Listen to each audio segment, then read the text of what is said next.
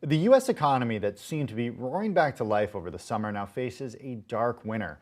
The recovery, just like the recession, has been unequal and in many areas hangs in limbo. To see this so-called zombie recovery in action, look no further than Evans City, Pennsylvania. It's the same place that the 1968 zombie classic Night of the Living Dead was filmed. And Bloomberg's Sean Donnan recently visited Evans City, and he joins us now from Washington. Sean, it's really great to have you on Quick Take today and talk about this recent story in Bloomberg Business Week. What is a zombie recovery, and why does Evans City provide such a snapshot of it? Yeah, so I mean, I think we all know this from looking around us, that we are not living the economic lives that we used to.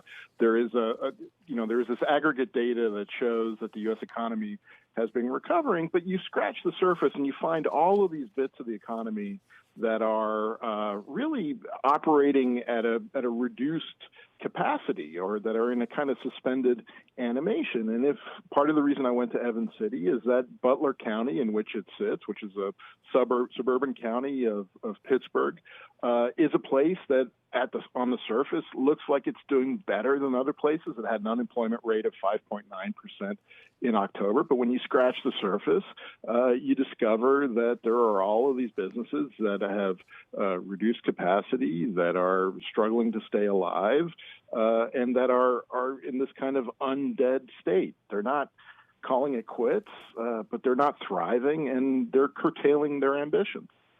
You spoke to a lot of people on the ground. One of those was Kevin Foley at Fibercon International.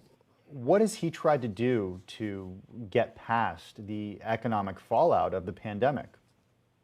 So Fibercon is this really interesting company in that it's a small manufacturing company. It's actually a former unit of U.S. Steel that was bought by an employee and has been run by his family for a few decades now. And they make these tiny little bits of steel that go into concrete to make reinforced concrete that is used in factory floors, warehouse floors, and so on. So their order book is a bit of a bellwether. Well, you talk to Kevin Foley, who runs the sales and marketing unit there, and he'll tell you that sales this year are down by a third, and that they're seeing customers who are parking projects. They've got a big retail customer who has just put a project on indefinite hold. They've got another customer who builds industrial parks, and they're not building industrial parks right now or for the time being because they're worried about the economy going forward. So they're in this kind of state where they're doing a third less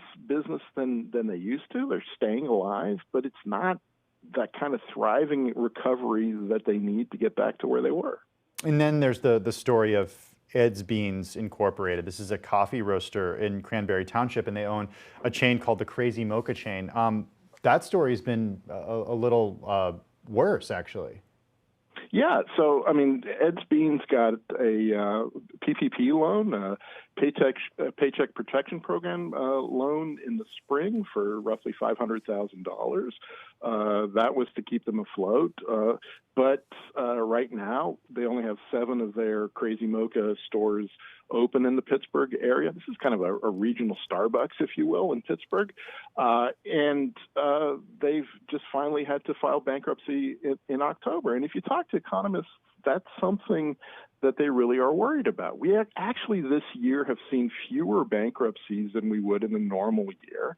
And yet we know that there's all of this stress that's built up in the U.S. economy. And a lot of economists expect in the months ahead and in 2021 to see a rise in insolvencies and bankruptcies. And that's where Eds Beans, which really suffered from all of us staying home and not going to the office and buying a coffee on the way, is a kind of leading indicator of where we may be going. And in the meantime, it's the stores that are there, the 7 that are still selling, are kind of in this zombie state.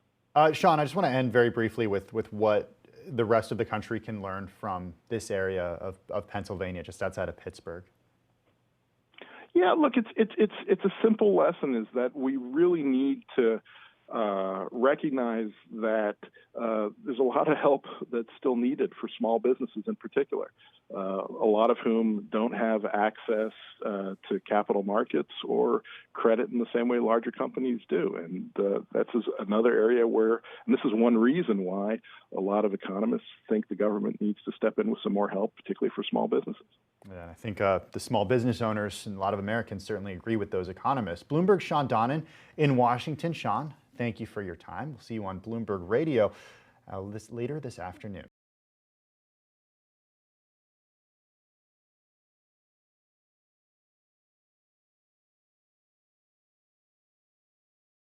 The biggest stories the moment they happen from around the globe. Subscribe to Bloomberg Quick Take now for insight in an instant.